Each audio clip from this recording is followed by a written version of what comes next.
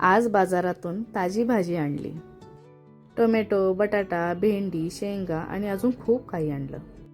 पण प्रश्न एकच, भाजीपाला महाग आहे की स्वस्त? माझा आज छोटासा मिनी ब्लॉग बघा. मग घरात रोज स्वयंपाक करायचं म्हटलं तर भाजीपालाही लागणारच. बाजारात गेले की भाव ऐकूनच थोडंसं टेन्शन येतं.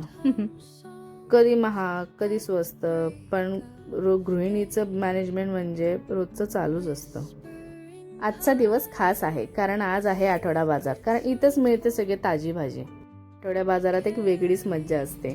ताजी भाजी, लोकांच्या गर्दी आणि रंगीबिरंगी भाजीपाला. आठवड्या बाजारात एकच काम जास्त असते, भाजी निवडणं आणि भाव करून घेणं. तुमच्याही शहरात आठवडा बाजार लागतो का? आणि तुम्हाला तिथून काय काय घ्यायला आवडतं? आणि खरंच सांगायचं झालं तर आज बाजार खूप स्वस्त होता, महाग नव्हता, खूप स्वस्त होता. 10 रुपयाची कोथिंबीर, 10 रुपये गड्डी पोकळ्याची भाजी, 15 रुपये पाव शेंगा, 20 रुपये किलो टोमॅटो होते. खूप स्वस्त होता, असं काही जास्त महाग नव्हता.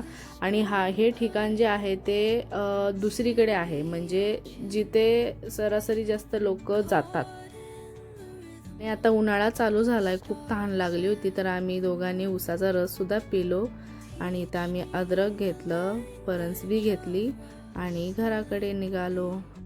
आणि पुढं चालत चालत येताना परत माझ्या लक्षात आलं की अरे यार, टोमॅटो घेणं तर राहून गेलं. मग नंतर टोमॅटो घेतले. टोमॅटो तर खूप स्वस्त होते, 20 रुपये किलो. मला असं काही जास्त महाग वाटले नाही. नंतर घरी आली, सगळा भाजीपाला वेगळा वेगळा केला आणि आता ठेवून देते. बाय.